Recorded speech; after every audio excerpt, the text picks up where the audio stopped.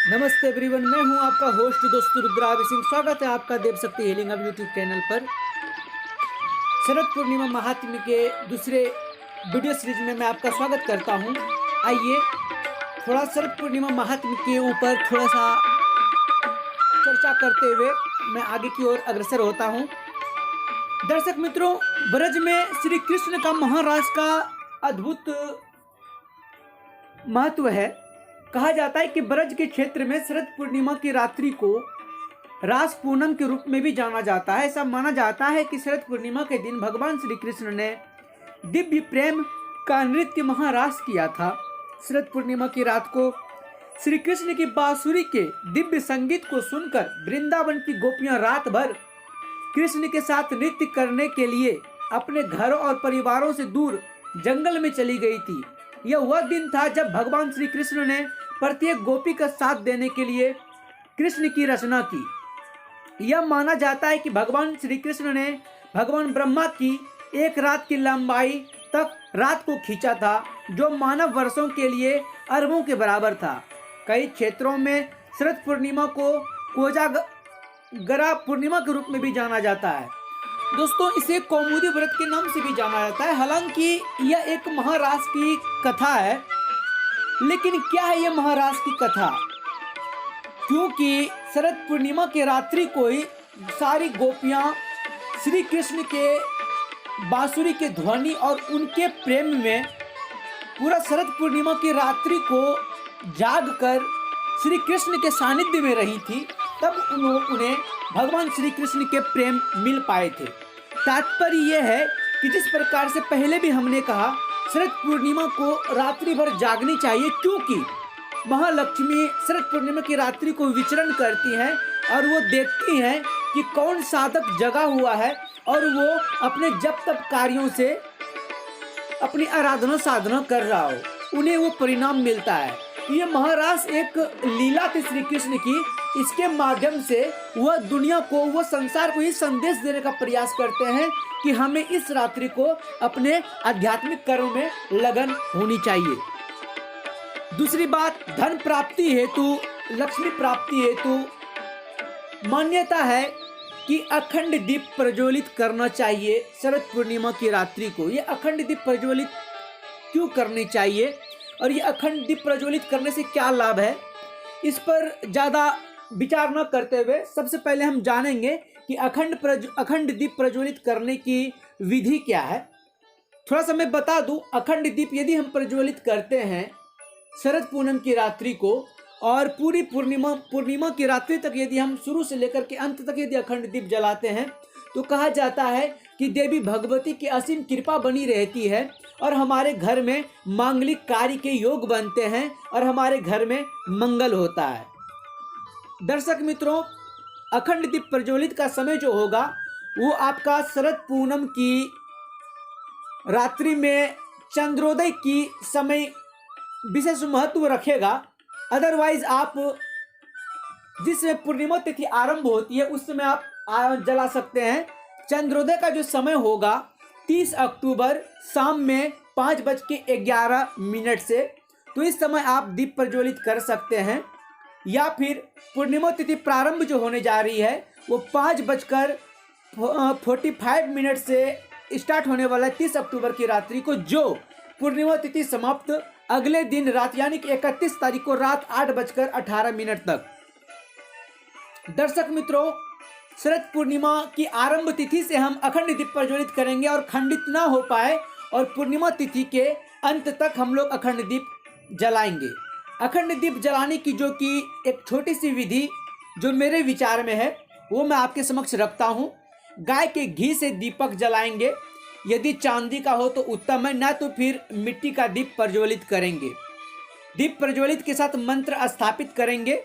उससे पहले श्री लक्ष्मी का कमल पर विराजमान धन वर्षा करते रहने वाला चित्र का पूजा उपासना करें। प्रेम संबंध के लिए भगवान शिव और पार्वती और भगवान विष्णु और श्री गणेश की प्रतिमा रखें।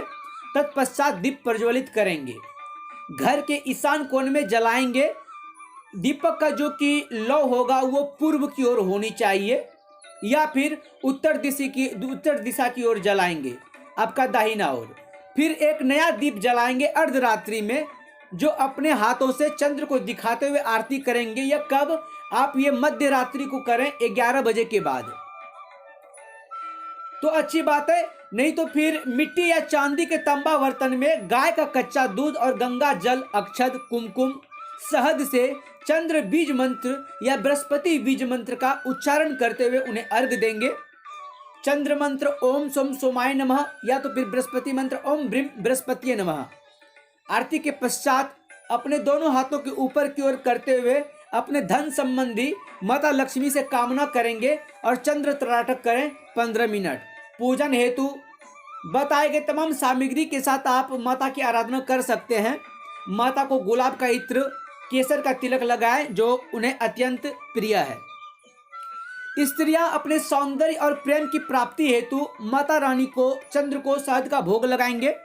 यदि आपके घर में दक्षिणावर्ती शंख हो या मोती शंख हो तो उसकी पूजा उपासना जरूर करें। मैं एक बात यहाँ पर बताना चाहूँगा दर्शक मित्रों कि दक्षिणावर्ती शंख और मोती शंख कुछ और दुर्लभ वस्तुएं का विशेष महत्व रहता है उनको सिद्ध करने का, उनकी उपासना करने का, जो कि धन में, धनोर्जन में वृद्धि करती है और ये हमारे लिए अत्यंत उपयोगी होता है। फिर श्री महालक्ष्मी का हृदय स्तोत्र का पाठ करें। बच्चे की एकाग्रता के लिए सरस्वती स्तोत्र का पाठ करेंगे। हम सभी लोग विष्णु सहस्त्र नाम का पाठ करें।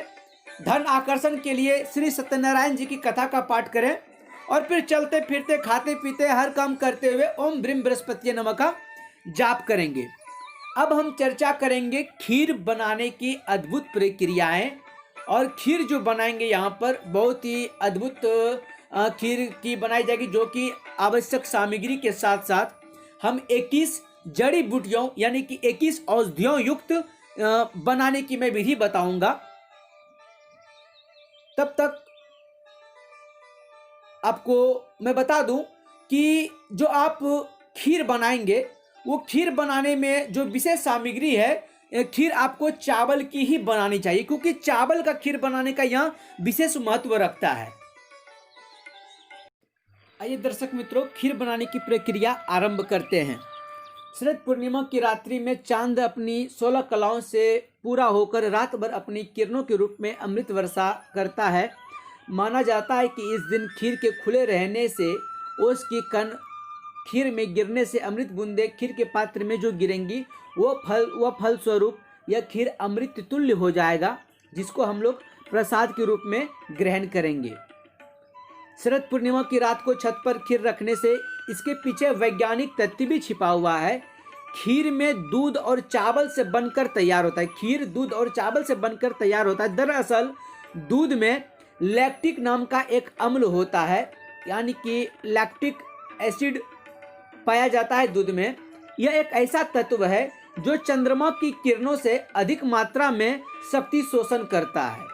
जी हाँ मित्रों, दूध में लैक्टिक नाम का एक एसिड होती है, एक अम्ल होती है, जो कि चंद्रमा की रोशनी को बहुत ज़्यादा मात्रा में अवशोषित करता है। और वहीं चावल में स्टार्च होने के कारण यह प्रक्रिया और भी आसान हो जाता है। इसलिए खीर का सेवन सेहत के लिए महत्वपूर्ण बताया गया है। यदि जैसा कि हमने पहले बताया कि चंद्र के किरणों से औषधि और खीर का अत्यंत प्रभावकारी गुण और ऊर्जा का संचार होता है, वहीं व्हाइट कलर के दूध और चावल, व्हाइट कलर का यानी कि माता लक्ष्मी का कलर से ये खीर ज़्यादा से ज़्यादा किरणों को अवशोषित कर सकता है। जहाँ पर दूध की बात और चावल की बात, चावल के साथ और सारे प्लेनेट भी हमारे कुंडली के साथ साथ ग्रहों के साथ इंटरेक्ट करते हैं, वो भी हमारे जीवन में लाभकारी साबित होते हैं। नोटिस ये रहेगा कि ओस में जो आप रखेंगे उसको ढकने का प्रयास ना करें। यदि ढकते हैं तो आप जाली का प्रयोग करेंगे, जिससे कि किसी भी प्रकार का डस्ट वगैरह या फिर चंद्रमा की रोशनी आने में प्रॉब्लम ना हो। आइए खीर बनाने की प्रक्रिया की ओर चलते हैं। चावल को चलाते रहें, नहीं तो फिर नीचे तले चिपक जाएंगे। जैसे ही चावल गलने लगे तब उसमें चीनी डाल दें। चीनी के घुलने तक मिश्रण को चलाते रहें। चीनी के घुलने के बाद काजू, चिरौंजी और बादाम डालकर खीर को गाढ़ी होने दें, लगभग 8 से 10 मिनट तक मध्यम आंच पर पकाएं। जैसे ही खीर गाढ़ी हो जाए तब इसमें पीसी हुई इलायची डालकर तेज आंच पर 2 मिनट तक पकाएं। अब आपकी खीर तैयार हो जाएगी। खीर बनाने के लिए जो आवश्यक सामग्री होगी वो चावल 100 ग्राम, दूध 2 लीटर, मिश्री 100 ग्राम, इलायची 4 पीसी हुई, बादाम 8 से 10 बारीक कटे हुए, काजू 8 से 10 कटे हुए, चिरौंजी 1 बड़ा चम्मच, घी 1 बड़ा चम्मच।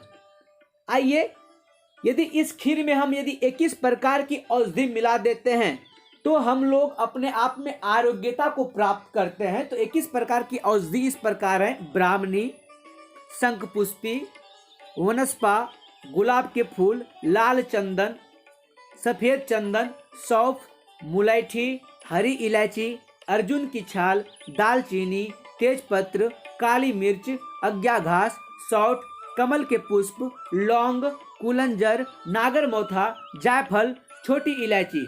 इसका बराबर मात्रा में मिलाकर प्रत्येक व्यक्ति 1 और ½ चम्मच खीर में मिलाएं और खाएं तो वह व्यक्ति अखंड आरोग्य को प्राप्त करता है, यानी कि वो आरोग्यता की सीमा में चला जाता है और वो निरोग हो जाता है।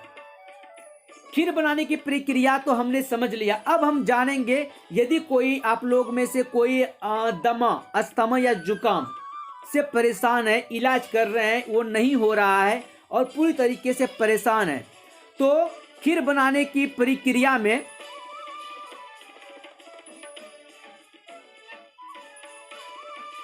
अपराजिता जो पुष्प जो कि आपके स्क्रीन पर प्ले हो रहा है, अपराजिता पुष्प के जो कि बीज होते हैं वो 20 से 25 दाने खीर में मिलाकर यदि हम चंद्रमा की रोशनी में रखते हैं और जो दमा पेशेंट, अस्थमा पेशेंट या जुकाम पेशेंट है वो यदि इसे ग्रहण करता है तो उसके लिए यह दमा, अस्थमा, जुकाम में वह रामबाण औषधि का उपयोग करता है और वह इस रोग से वह छुटकारा पा लेता है और उसे बहुत ही लाभ होता है।